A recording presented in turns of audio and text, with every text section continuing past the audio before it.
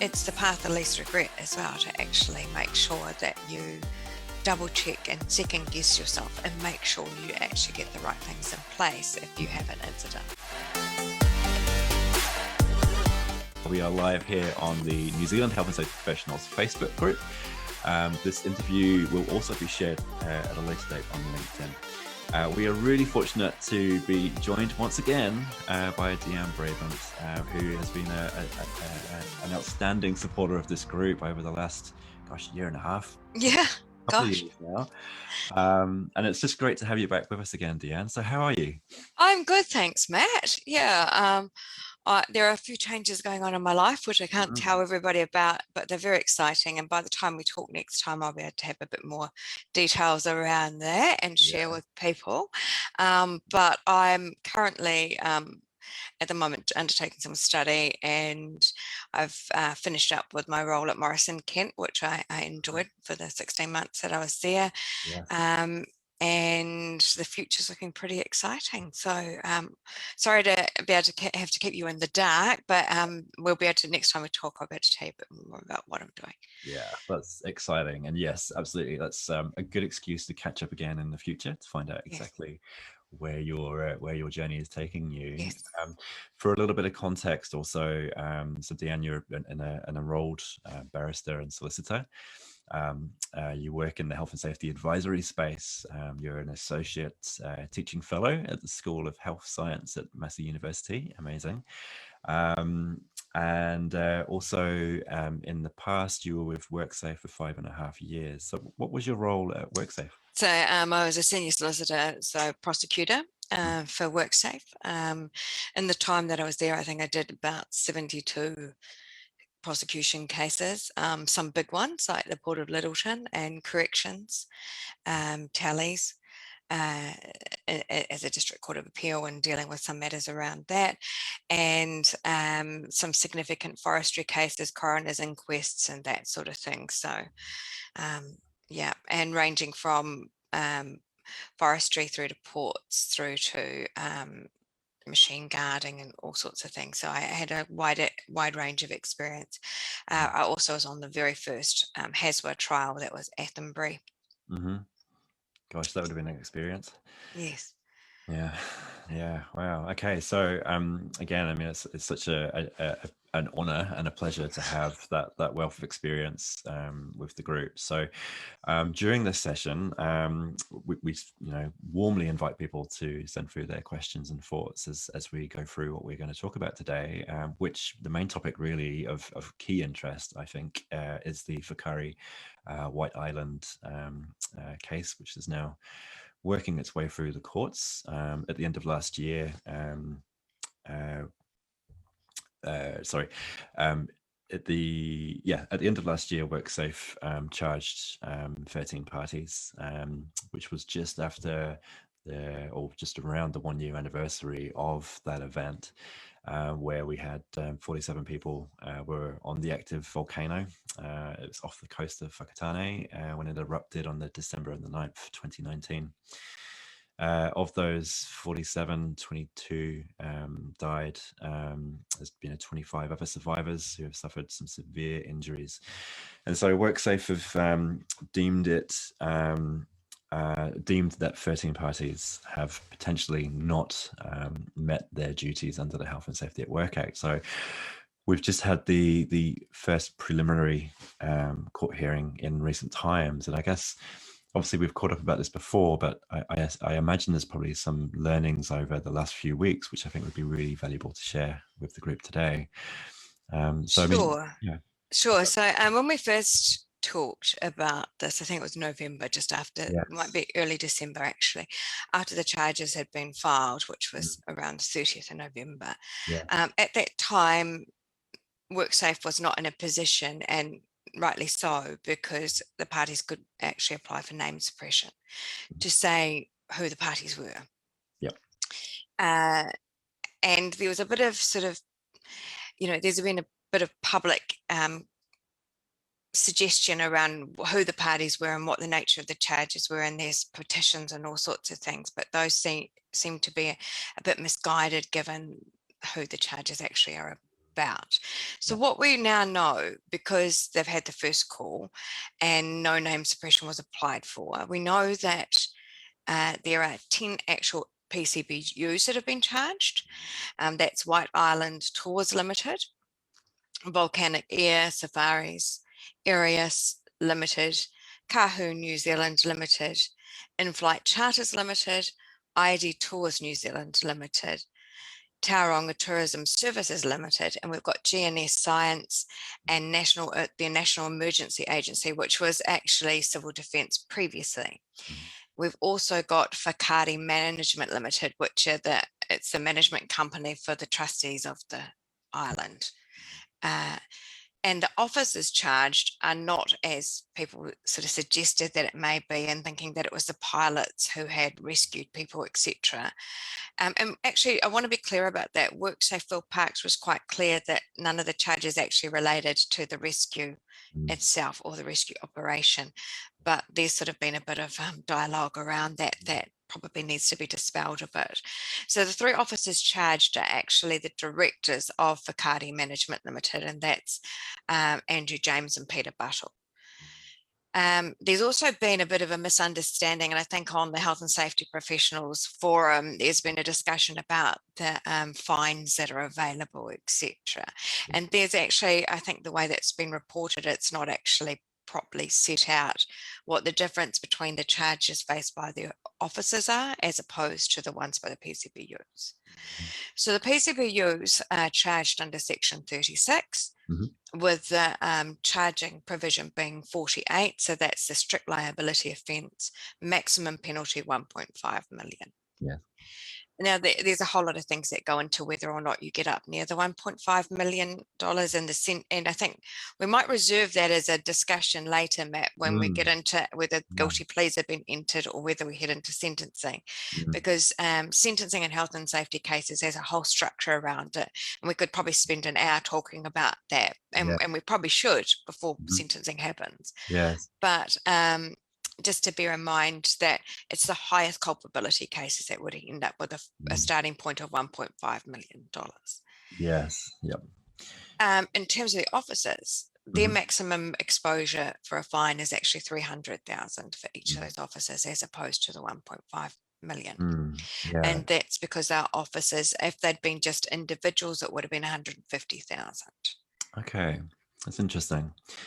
Because obviously when we look at the act and when we look at the headlines in the press, there's clearly a bit of a disconnect between what we're hearing and seeing. So could you perhaps elaborate on why there is that difference? So when the offences were established under HASWA, you've got the duties part. So that's the section 36. That's the ensuring the health and safety of other persons so far as reasonably practicable. Now that's an overriding duty that you have to actually comply with regardless. But if you're charging, then it's under section 48 with reference to 36. So a failure to comply with 36 is a prosecutable offence. Within 48, so there's 47 for recklessness, 48 for strict liability, and 49, which is a much lower fine, which is just breach of duty. So there's a sort of a range depending on culpability and factors and all of those things. 49 often is used just as an example for where there's a breach of, say, so you saw that in the chicken case where there was actually health monitoring issues, etc., and that so they were charged related to the breach of a duty, as opposed to the 36 and 48 or the 47. Recklessness is that's quite a higher bar to get to, so these charges aren't recklessness. So within the 48 you've got 1.5 million for a PCBU regardless of size. Then if you're charging individuals, so sole traders, etc., then you've got 150,000 for an individual being the maximum, 300 for an officer. Now that makes it makes sense because entities, PCBUs that are and when you're looking at finding, you also got to look at what people can afford to pay, etc. as well. So those ranges actually are reflective of, one, where the responsibility first lies, because the actual primary duty is on a PCBU or is on an entity, and then secondly about the nature of each of those types of entities underneath that. So your sole trader, your flooring contractor, etc., would be looking at $150,000 fine if charged with the offence under 44. Yeah, brilliant. Thank you for clarifying that. I guess that those are the kind of details that, unless you're digging through the casework and the prosecutions, it's often a little bit uncertain as to how it all fits together. So thank you.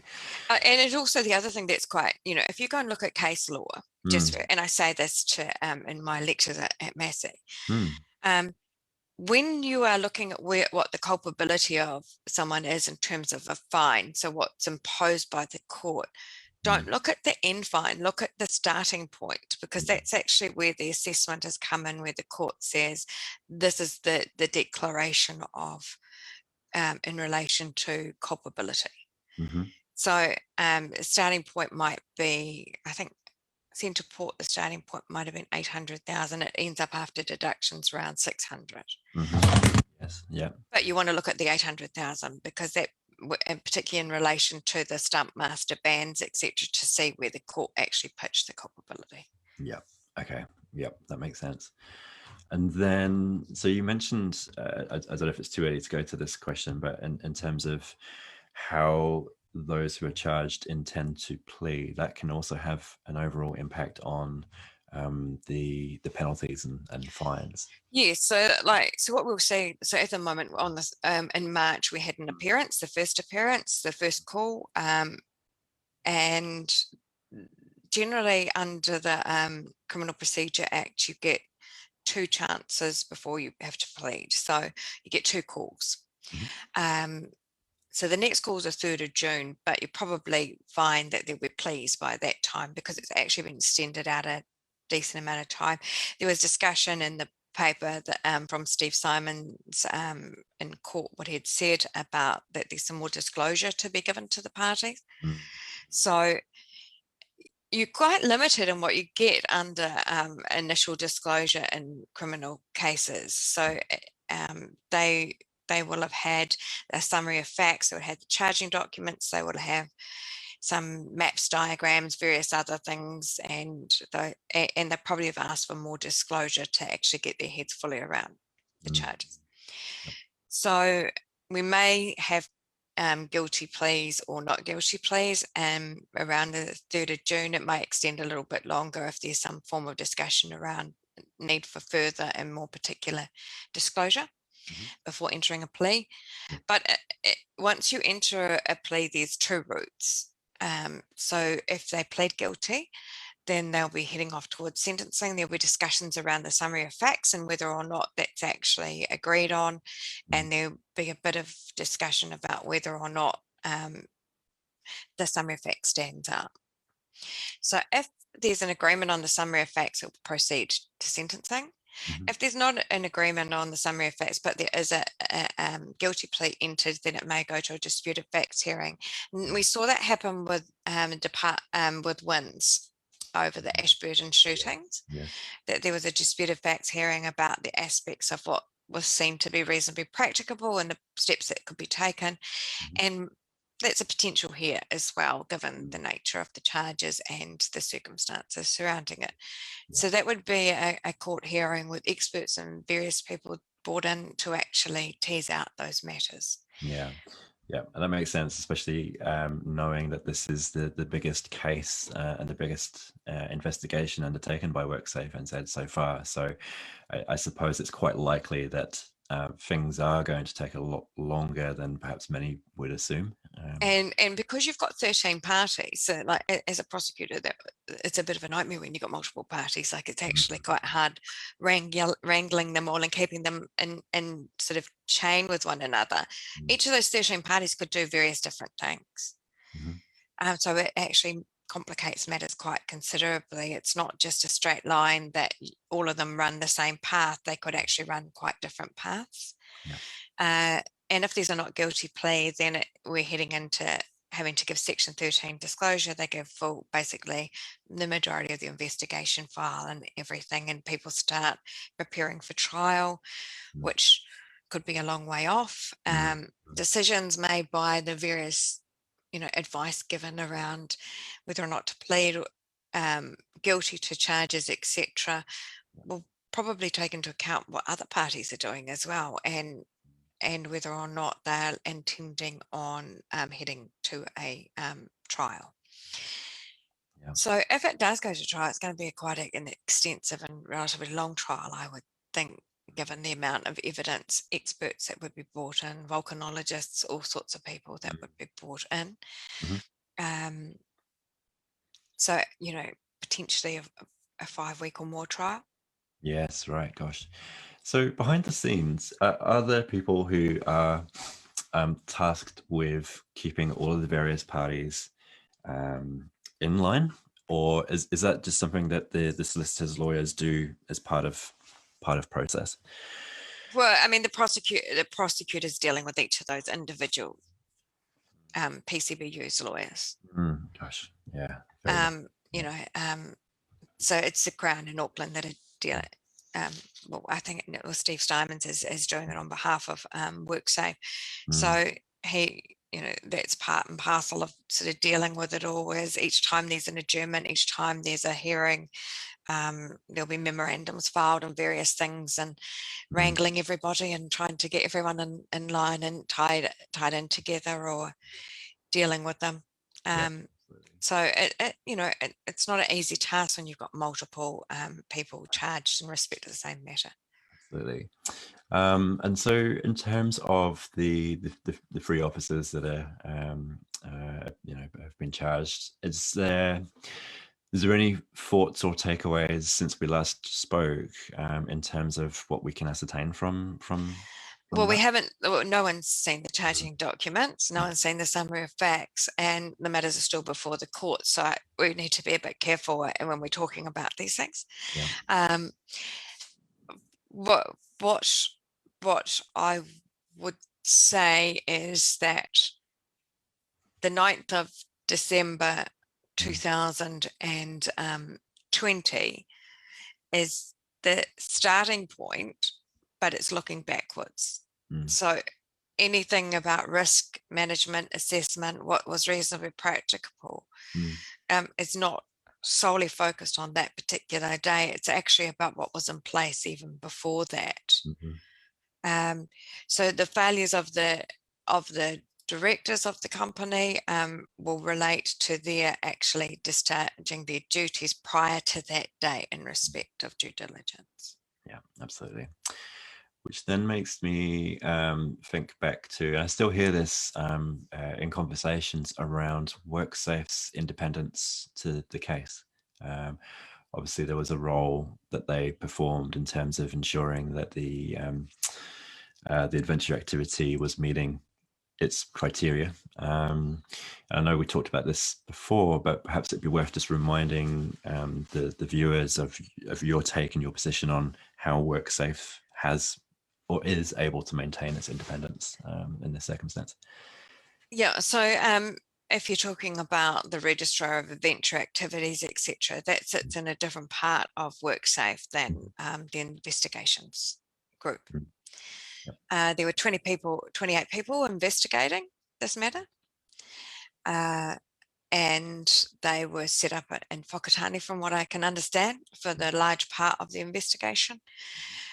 Their interaction with adventure activities people would have been, I can't comment about whether or not they were independent of each other during the course of the investigation, but what I do know is that they are quite separate areas of WorkSafe.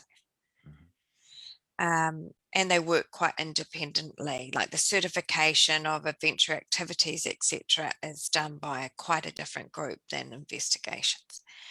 However, because of the concerns raised by that, there's two things that have happened. Yeah. One of them is that the Minister for Workplace Relations ordered a review into the adventure activities registration and certification. Okay. And that commenced in August 2021. And the first phase was August 2021 through to December 2021. And they're looking at some of those things about, so they're that report is scrutinising WorkSafe's involvement with the adventure activities regime and taking a close look at whether or not it's appropriate and what's been happening there. I made some notes about that. Great. So that review, that particular review, came out of Whakaari. There's another review which we'll talk about shortly. So phase one of the review was looking at the effectiveness of the AAR regime and also certification, etc. And what they noted was it actually had reduced deaths in that area. They considered that it had, but they actually noted, and I think this is as a result of Whakaari, that natural hazard risks are pervasive across the adventure activity sector and that they must actually be considered. So that it was, I think what they were suggesting is there are some actually gaps in actually dealing with natural disasters, particularly for some of the activities that involve being on volcanoes or the areas of improvement from phase one, they said, well, they need to actually strengthen WorkSafe's leadership role in regard to adventure activities. They want increased safety standards. So that there's actually embedded standards for each of those activities. And that the certification scheme, which does sit with WorkSafe, that's actually improved, that the whole framework around that is made better. Interesting. So yeah, so that's phase one. Phase two is continuing on. But another, and talking about independence and sort of reviews, etc. There's another inquiry that's been ordered, that was ordered on the 18th of December last year, and it's review is actually about whether WorkSafe has carried out its obligations in respect of adventure activities appropriately. Now that's being done by David Lawrence and QC. Okay. It's for MB. So MB are responsible for this. Yeah, right. Okay, so there is a degree of independence here. Okay, great. Yes, he will be interviewing people within WorkSafe and other people. There'll be a review of how the adventure activities regulations have actually been dealt with between the 9th. So it was actually between the start of the adventure activities regime, which is actually November 2014, through to the 9th of December, so the date of Whakaari. Wow. So that's quite an extensive piece of work that was commenced in December. The terms of reference are online, or they're on the MB site. You can go and have a look. You can have a read about what that's about.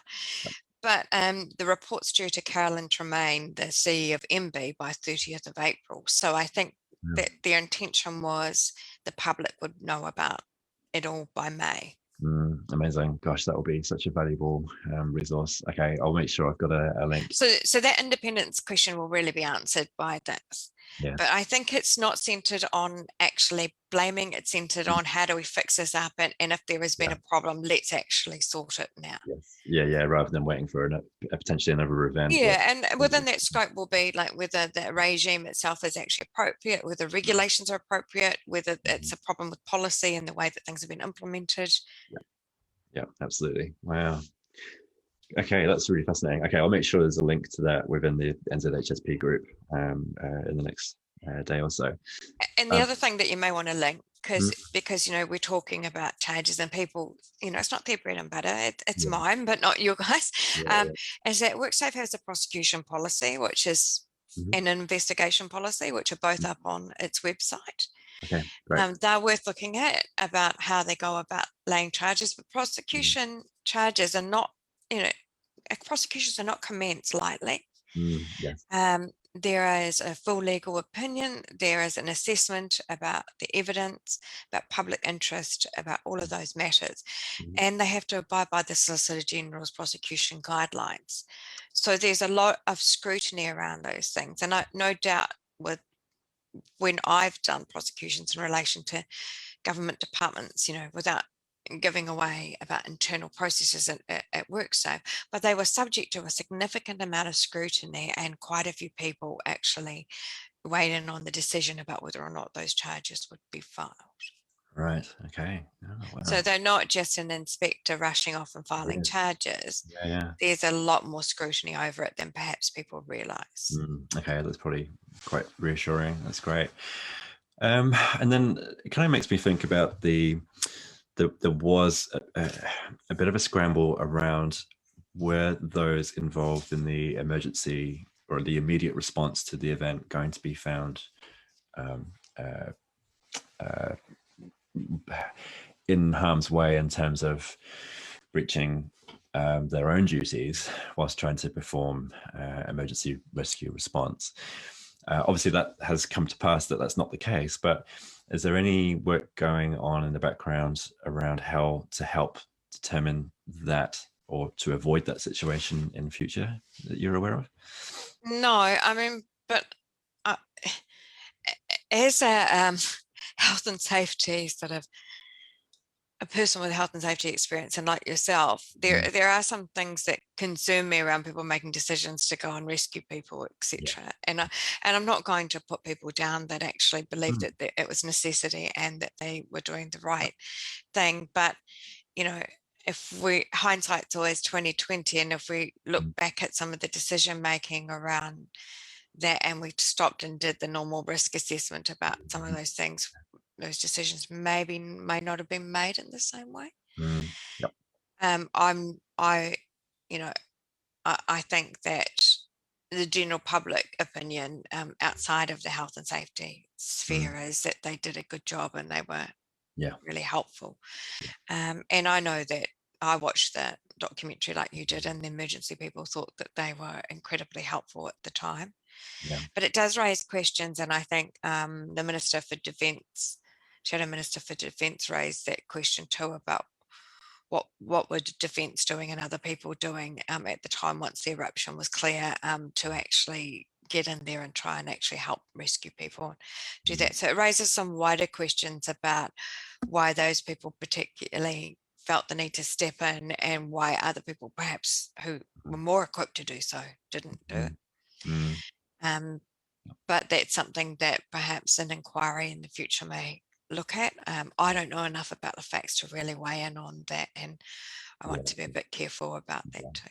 Yeah, perhaps it's maybe just going back to the whole important point that good health and safety includes emergency response planning, and thinking through all of the potential events that could occur within your workspace.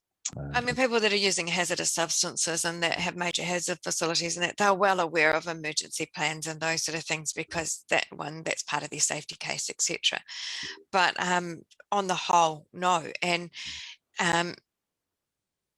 forestry, there's a requirement to have emergency exit and egress plans, and try to, to allow to get help into the forest if someone's been injured, but also to get people out if a natural disaster happens, a fire, etc. So all of those things are part of your planning and risk assessment. That's your Section 30 duty right there. And you've also got that in the GRIM regs as well, about emergency procedures, etc., and first aid and all those things. So the more risk that you assume because of the terrain or where you are or the remoteness of where you are, then the more you've got to turn your mind to what you do in an emergency.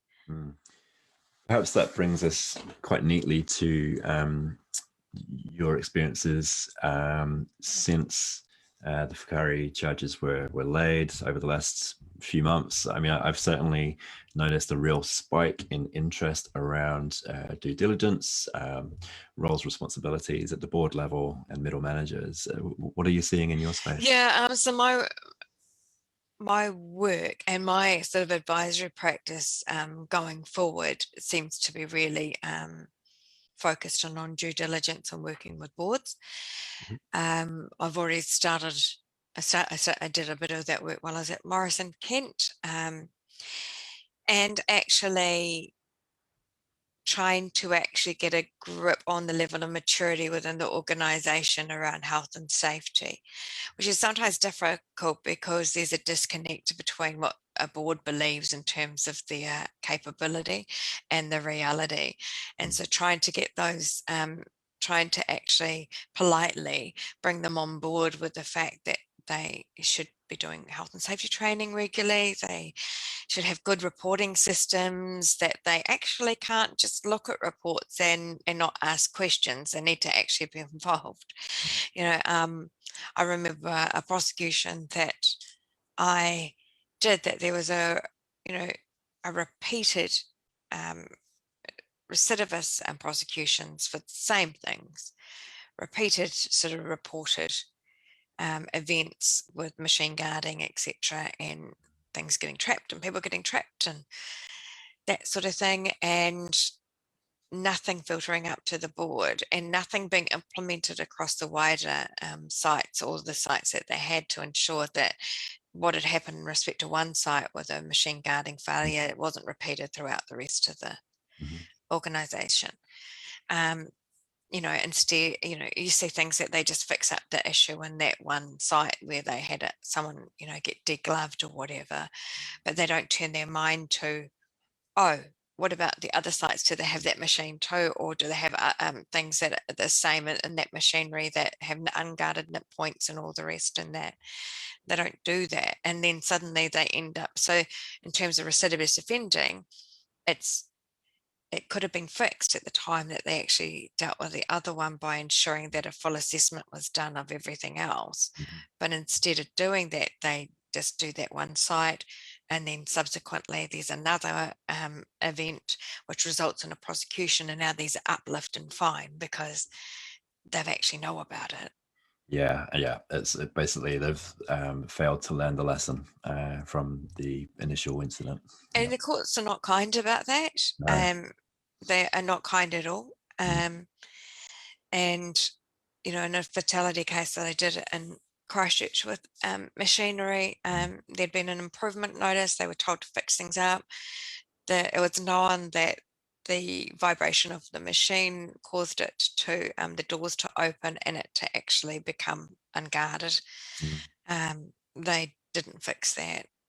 So they fixed it for the improvement notice, didn't fix it, and it was found to be wanting when they came and investigated the fatality. Yeah. There was an uplift on that because of actually that had an improvement notice previously. So, you know, it's not, and it's anyway, it's not just about fines, right? None of us want to see people harmed, and we shouldn't want to see people harmed in the workplace. So it's the path of least regret as well, to actually make sure that you double check and second guess yourself and make sure you actually get the right things in place if you have an incident. Yeah. Do your investigation report, learn from it. Don't just do it in a way that actually reinforces your current processes, actually test them. Yeah, absolutely. Are you finding that the boards that you're engaging with at the moment, are they welcoming you and your perspective with open arms, or is there a bit of resistance at the moment? It's generally come from someone in the organisation realising that they're at risk. Yeah. In fact, like some of them have come from our previous discussion about Whakaari, and people were actually sending that off to their board members and going, Brilliant. you know, and the other, I mean, that work cannot be done quickly. It actually requires you to bring people along for the ride with you, and you actually have to work quite carefully with each of the board members, I think, in terms of their own understanding. Some of them are far more in tune and understand, but there are some board members that are not so connected into the actual work that is being done. Yeah. So when you start talking to them about, do you know, I often will talk to some other people in the organisation, find out what they're doing and go, wow, that's actually quite risky work, some of that, you know, and then the board don't actually know what's being done. Yes. Yeah, that's extremely common. That's really common. And I think too that leaving the responsibility for health and safety with managers is actually incredibly unfair. So they train the managers and then they make them responsible. They also, there's a tendency to think that a health and safety rep is your eyes and ears in your health and safety, you know, checks and balances in the organization. Their training is limited in terms of health and safety. It really gets them to the point of being able to issue a provisional improvement notice, which is then checked off by WorkSafe. Yeah. But that, and they're important, and worker engagement is important, but that's no substitute for your actual due diligence duty. Absolutely. I see that all the time when I'm introduced to the health and safety advisor or the health and safety rep within a business. And it's like they are rabbits in headlights. You know, that I can just see the fear in their face. And it's like, well, let's have a chat about this, because I get the sense that you think all of this is on your shoulders. And as soon as we unpack that and I explain to them, you know what, you're not the one that's going to be going to jail if you're doing what you need to do. The weight just falls off, and suddenly it's like, oh, okay, it's not all on me. It's like, no, you may have a role or a duty to perform, great, but at the end of the day, it's still the 6 duties of the officer that needs to be met at that level, and not the poor souls in amongst the team that have been led to believe that health and safety is all on them. Yes, so super important point in regards to the officers of the PCBUs, I guess making the error or assumption that they can pass on their duties, their responsibilities down the food chain. And then overriding that anyway is that the primary duty rests with the PCBU. Yeah. So some of the things I've seen is that in employment contracts, they put the workers' duty in there and say that they are responsible for health and safety. There's actually, which creates a view, I guess, that the worker has a primary responsibility. If I draft an employment contract, I like them to actually show that the worker has the PCBU has a primary duty, the worker has their duties under the Act. Yeah. There's very rare occasions where, so I think when I was at WorkSafe, I can think of only one occasion where workers were actually prosecuted themselves. Yeah. And that was 2 guys that had a fight with nail guns. So rightly so. My goodness, I hadn't heard of that one. Gosh, frightening. Okay. Yep. Wow. Yeah. So, but otherwise, for the most part, when an incident happens, even if there are mistakes or people not following procedure, in general, it's going to still rest with the PCBU, and it will be worse with the PCBU if people are departing from SOPs and JSAs and that sort of thing, and the PCBU knows about it. Or there's fences and guards to stop people from going through particular areas. I can think of one of the prosecutions in respect of a mill. If the entity knows that people are using that as a shortcut and continue to use it despite the guarding in place, then actually they're acquiescing to that bad behaviour. This is a really interesting point, because I've heard this. Actually, people have said this to me on more than one occasion. Where would we be better off not to know? Would we be better off if people didn't report these things? Which, to me, obvious response is that's not acceptable in any stretch of the imagination. But what's your thoughts on that? So, well, I think that it would be a breach. So, one, you actually need to make sure you do encourage reporting. Yeah, of course. Yeah. You don't learn anything if people don't report, but you would be in breach of your due diligence duty if you're not actually getting the right reports, etc. through too.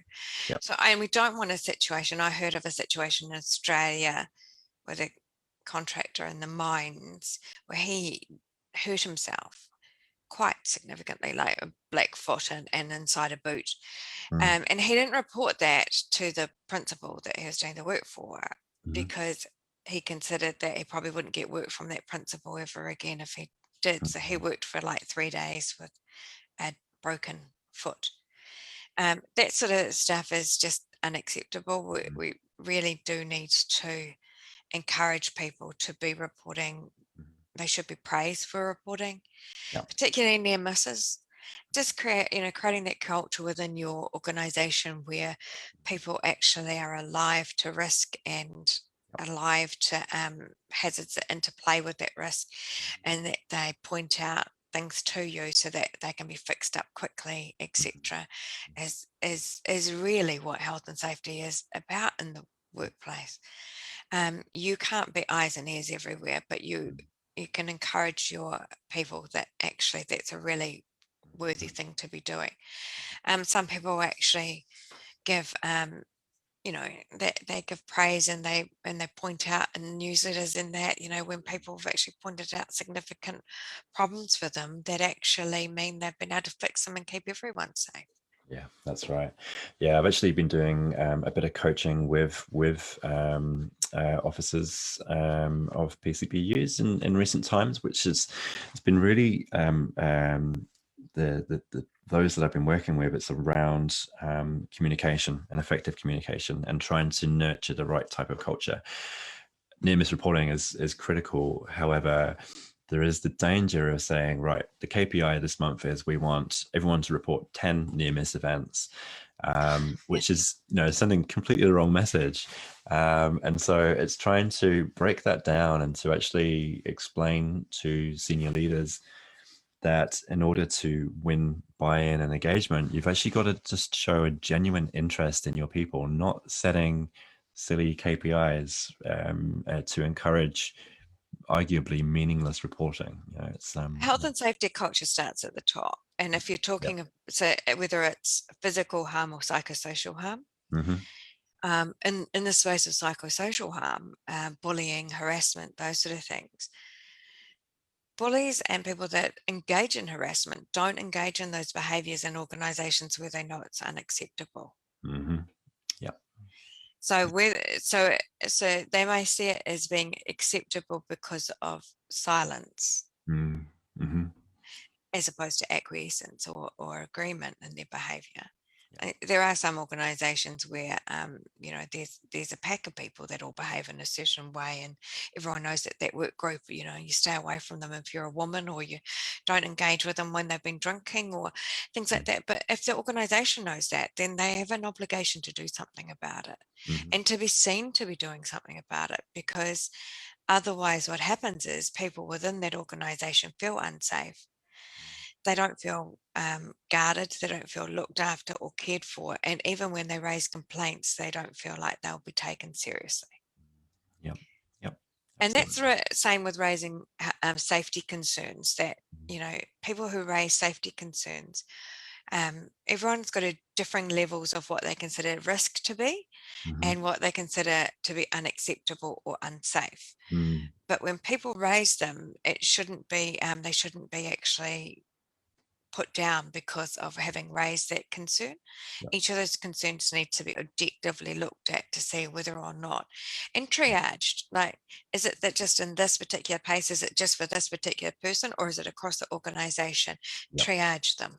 Absolutely. That's something that I find a lot as well, is that there hasn't been the discussion for many organizations I work with, or at least when I first start working with them, around what is an acceptable level of risk, from the board level all the way through the organization. And as a result, there is quite a lot of inconsistency around what's being reported, how it's being triaged, depending on what risk rating that triage process generates, then triggers a response or doesn't. And coming in as a third party external, it's kind of quite shocking sometimes when things have just simply been filed for future reference. It's like, well, hold on a minute, there's some really major risks still there. So I guess that the point I'm trying to say is how important it is for the senior leaders to sit down and to determine what is an acceptable level of risk, and then to disseminate that through the organization. The problem with the acceptable level of risk too is that, if you're looking at if you're looking so far as reasonably practicable, or then you're looking at more the tests that are under, like the petroleum regs, and And the answer really is that there's no acceptable level of risk in health and safety. So far as reasonably practicable leaves very few gaps in defences. It means that you've plugged essentially all defences that are actually foreseeable or known to you or ought to be known to you. And so that means that actually it's not quite the same as other areas where you actually will, you know, if you're looking at risk like in terms of fraud and those sort of things, there are actually acceptable levels of risk. There's acceptable levels of loss. But when you're actually weighing it up against the loss of life or serious harm, then actually it's the reality is it's not acceptable at all. And if you look at like asbestos, WorkSafe has not come out and said any safe level of asbestos at all. It's actually very much about elimination as much as possible, and not being exposed. And if you have to be exposed, then the right things being in place. And that's why the asbestos regulations are very prescriptive about those things. Yeah, all for the right reasons.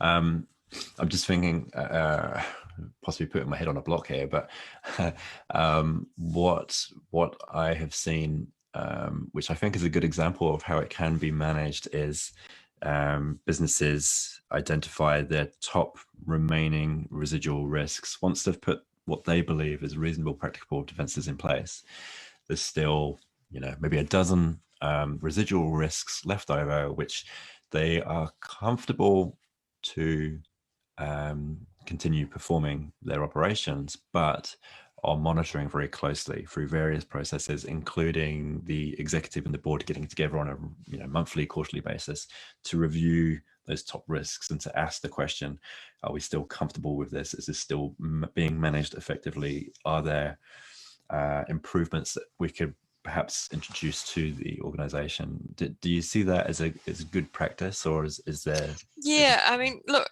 you know, in terms of the section 36 duty, not all, and the GRIM regs, not all matters are actually specified risk in the GRIM regs, but I do think that it's not bad practice to actually apply the hierarchy of controls in the GRIM regs. And so that's sort of what you're describing. If you once you work through all of the appropriate controls, the engineering controls, etc., and you get down to administrative type controls, then I think that's not a bad way to actually be monitoring the remaining. But there is a real risk where organisations almost, so the Tully's case that I did in relation to a defence of a prohibition notice, improvement notice. There was two competing risks there. There was the risk of listeria, and there was to the wider population from the production, and then there was a risk of the employees being trapped in unguarded nip points. Unfortunately, they selected the risk of listeria as being a greater risk and therefore didn't guard. Right. So some of those issues, when you get into that type of thing, become problematic if you don't have people that are appropriately qualified to make those decisions and to actually do that sort of risk assessment. But also, and don't test those assumptions. Because as it turned out, the expert from Plant and Food said that the listeria wasn't the greatest risk at all. It was more of a commercial risk. So that decision making about what was put in place in that particular company was flawed right from the outset. And the court found that too. In terms of the outcomes, the individual that provided that final piece of advice, were they found responsible or had any? No, but I guess, and without going into too much finer detail about, but like, look, in general, my concern is in all the prosecution cases that I had done where risk assessment and risk management was in play, the persons who are undertaking that work might be experienced technically in the work that's done in their organisation, but they actually don't have any health and safety training or any expertise or ability to actually make those calls around risk and assessment and management. And often it's sort of a bit of a brainstorming exercise where they fill in the hazard register and they say, oh, we'll do X, Y, Z, but there's no sort of underneath that, there's no research about what else was available, whether that was appropriate in this circumstance, the type of things that health and safety risk professionals actually do. Yes. And because in the Tally's case, for example, the expert from WorkSafe who gave evidence, and it's mentioned in the judgment, so I can talk about that, went through the costing and looked at the various other options that were available that allowed for the machinery to be cleaned appropriately with guarding in place to meet the MPI requirements in terms of sanitation and cleanliness. And one of them was a light curtain. But some of them was also physical guarding, so that you actually keep the people away from, like, through a fence, and they hose through the fence. So there were other options available other than just taking the guard off. Yeah, it's fascinating.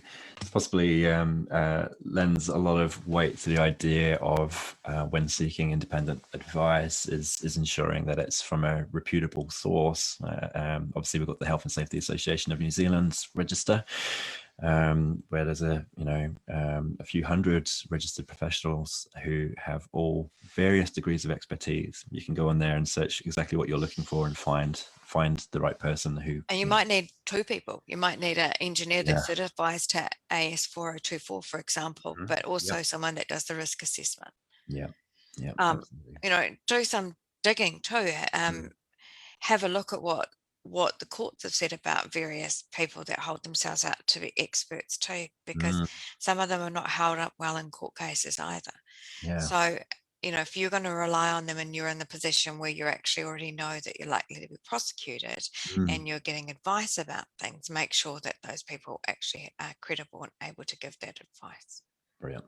That's an excellent example of why businesses who are looking for legal health and safety risk expertise really should be thinking about getting in touch with DeAnne Brabant.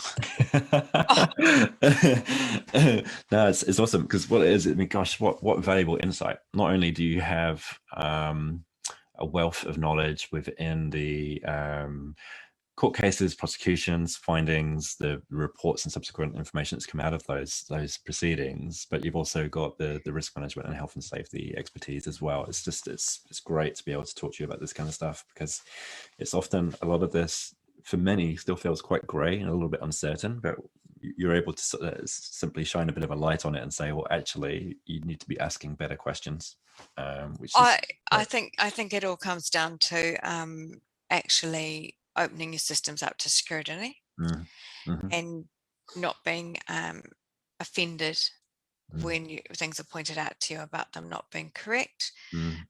Board members need to be robust and be prepared to actually be questioned and asked about their own understanding of health and safety.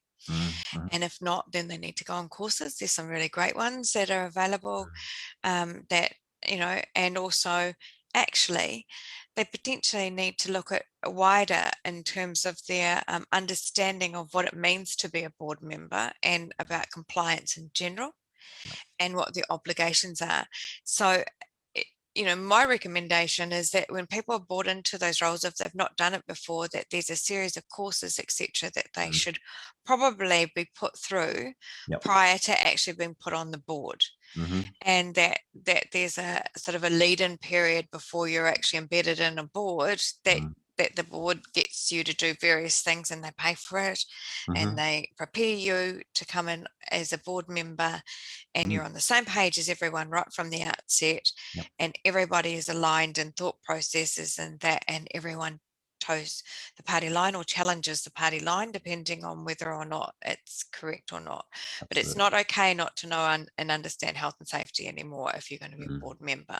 And you need to be engaged. You need to ensure that the right people are employed, that you if you want to rely on someone within your organization to have a responsibility for auditing and ensuring that there's proper health and safety going on, you need to hire the right person with the right qualifications to do that, Yep. that actually is able to investigate and constantly investigate your systems and processes and reviewing them and determining whether or not there's actually a gap or a problem or wrong assumptions have been made, or hey, actually there's this new technology out that actually would work better for us, and so here's the cost of that board, and by the way, the reasons that we want it because we can see for the future we're going to be expanding in this area and our risk is going to increase. Yep. Brilliant. Yeah, there's just within that the last 60 seconds, there was about 2 or 3 really big ideas that just cropped into my mind. I mean, I think the idea of an induction process for a new board member it's just so glaringly obvious, but unfortunately is not the norm. Quite often you get a board member that will leave suddenly and you need to replace them, and I get that too, but then quite quick, my personal view, having observed that things that can go wrong, is that quite quickly after that you want to get them on, you know, the various courses that are around, and that you have a plan for them, because you've also and a lot of boards don't do that, but you need to performance manage your board as well, and you have to assess their actual contribution to the board and whether or not they're meeting their KPIs. So you should have KPIs for board members, and you should have training that's available to them. And if they're new to your industry, or you've brought them in because they're actually been, you know, on a lot of boards and they've got real credence in that area of management, but they don't understand your industry, then you as a board and the PCBU itself really does need to actually get that person up to scratch, get them out, take them to sites, get them to meet the people that work for you, get them to understand and actually to feel a part of your organization, that they don't sit in an ivory tower, that they're not just making decisions about financial matters, they're making decisions about people's lives. Yeah. Brilliant. Okay, look, I'm aware of the time, so we had a bit of bit of tech difficulties at the start of this session. We also had a little bit of a break halfway through this session, so I'm going to reluctantly I'm going to wrap it up so that we can allow people to get back to their busy lives, and also to enable you, DeAnne, to get back to the great work that you're doing. Look, I'm really excited to catch up in the near future to hear more about, you know, where you're headed, and you know what it's going to look like for you for the remainder of 2021 and beyond, and also just to touch base on a regular basis in regards to the Whakaari court proceedings, and as new information comes out, it's just invaluable. So once again, thank you so much for your time. Right. Really good. Thank you. Good seeing you.